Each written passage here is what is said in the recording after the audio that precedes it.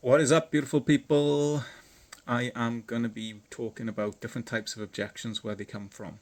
So I'm going to be making pretzels out your brain today, unless you're a real kind of sales pig and this is all kind of good stuff to you and you kind of know it anyway, which it is. Good luck to you, because you'll be able to see through the matrix and know what's going on, and that's priceless in sales, right? Because then you realize, oh, that's what happened. Oh, I don't even need to worry about that. I'll stop doing that next time, and so on. All right. So the outcomes that I wanted to take from this video is I wanted to explore two different categories of objections. Okay, and that is, as you can see from the slide, we've got upstream objections and expected objections. So at a high level, what are upstream objections? Objections that are upstream, they manifest as reasons for the prospect not wanting to move forward, but they're not they come from a broken process. So what are they? The prospect lacks clarity on how you'll solve their problem. Did you create a gap? Yeah? Where they know where they are now, where they know where they could be, the vehicle is going to be used to get there, and have you delivered a presentation that for them to think, oh, yeah, I get it. I can see how you guys would do that. And what you're charging for that, that's actually quite reasonable, actually. Well, if they're saying that, that's brilliant. But if they're not, and they don't have clarity around how you're going to solve their problem, then that's going to be a reason that they're going to maybe come up with a smoke screen at the end of the call. Nextly, it's like if the prospect's not qualified. Okay, so if you get to the end of the call and it says, yeah, this all sounds great, but I just need to go up and speak to the VP or the C-suite, whatever, like, that deal didn't close because of an upstream issue, right? You didn't do your discovery work and find out who the decision makers were, all right?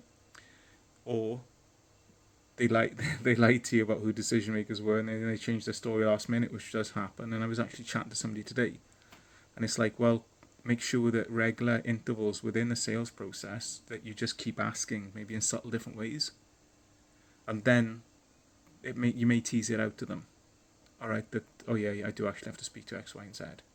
Or at the start of every touch point, or just for clarity purposes, is it still the case that we're only dealing with you and X, or is it just you that's still involved in any potential acquisition?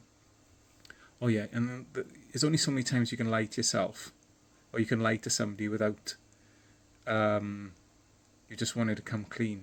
Well, I think I've got a fairly good conscience, so I wouldn't want to keep doing it. So if you repeat it through your process, if it's a common occurrence that people do bait and switch you right at the end, then that could be an idea, right? But what I'm trying to say is, like, upstream, if you haven't identified who the decision makers are and you get it at the end of the call, that's an upstream issue. Nextly, if the prospect isn't qualified financially, they don't have a need or a desire. Okay, I'm not sure if we touched on this on other videos, okay, but obviously finances speak for themselves. Now, that doesn't necessarily mean that they need to be financially qualified, i.e. have cash on hand. Like, I just negotiated a deal literally just before this video, and the guy didn't have cash on hand, but we made it work by delaying timelines, put a deposit in place, give certain access to certain parts of the coaching, and staggered things out. So we did have access. It did make it financially feasible. Yeah. So we can think outside the box a little bit there. And then if they haven't got a need, if they might have a need in the future, but if they haven't got one now, then they're not qualified. That's pure and simple. All right. We offer products, programs, and services to people who need it. They don't need it. Like, that's not. You can't base a sale off it. It doesn't make any sense. And then they've got to have a desire to change. Like, if somebody, for people to change, the problem's got to be big enough to overcome their status quo bias, to overcome their other factors that may keep them stuck where they are. If it's not, then they might just overtly tell you, look, no, I just don't have the burning desire to change. You see it quite a lot. A case point might be Mary comes into the gym, but her friend Susie comes in. Her friend Susie's like that, and she's just coming in for moral support. Like, is her desire going to be the same as Mary, who's 30 kilograms, and on the diabetes train leading to oblivion? All right, so no. So you got to think outside. Is their desire strong? All right, and then is there any? If it gets to the end of the call, and there's some sort of tangible logistical blockers like, oh yeah, this all sounds great, but I need to have a baby first, or whatever it may be, then they're not qualified. And then you didn't really do a good enough discovery, and that's on you. Yeah? So those are kind of like the qualifiers that can manifest in the call not closing because you haven't done an effective upstream. But also what you can do, and this is a bit more ephemeral, is like you could be causing a lack of rapport or lack of trust. Or it might not be you causing lack of trust, it could be the marketing, it could be the process. But what I'm trying to say is, like, if the interpersonal trust and rapport that breaks down for one reason or another, then they're going to come up with some smokescreen and not work with you. Or if you batter them over the head, hard close them, they're just going to refund. Do you know what I mean? Because like the sale wasn't made properly, it was forced. And a man convinced against his will is of the same opinion still, right? It's just you strong-armed them, and that's not really good. Like, it's not really a good strategy for long-term success. Okay, so let's have a look at the next slide. So we've covered what stops deals closing from objection perspective, or what creates objections from an upstream process errors. So what are the kind of objections that occur downstream? The ones that were expected. All right. So we've got two types. We've got mindset objections and we've got logistical objections.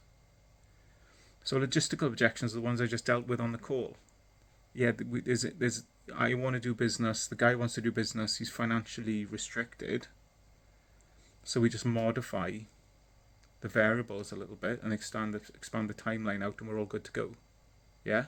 So logistics essentially are negotiation points, and that's perfectly applicable to have on the end of a call.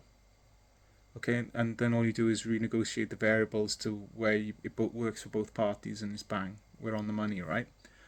But with a mindset objection, however, there's a belief on behalf of the closer that the deal would benefit the prospect, i.e., like they've been chirping away all call about this is the perfect thing for them, and they just say something which I think we've all heard before, which is totally like, that just goes against the grain of everything we've just been talking about, like what's the deal here? So there's some sort of internal blocker that's preventing them from moving forward. All right, so like what are the different types there? So we've got the status quo bias, and that's basically like an ancient mechanism within the human psyche where it's like, do I take a risk today? Do I not take a risk today because like I could be eaten by a saber-toothed tiger? Do I go out for food, or do I stay in my cave? But what happens in a modern setting is we have all of these fears that don't really have the same intensity or real.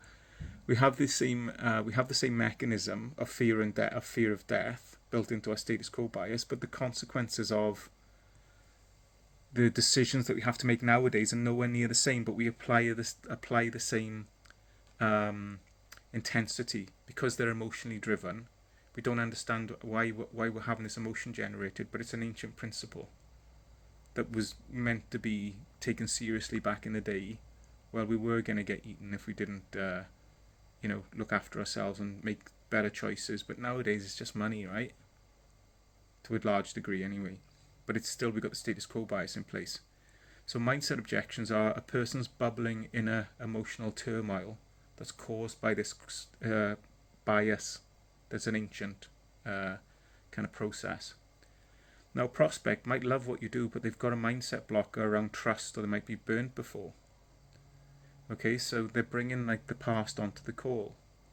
And if you haven't discovered that, it might be manifesting at the end of the call. Yeah, I've got objection handling strategies that can help for you to identify and bring them out. And you can just message me, and I'll be able to send some of them through, or give you some advice. And the next thing is they have a lack of faith in themselves, and they might not even realize they do, because again, this is very emotional.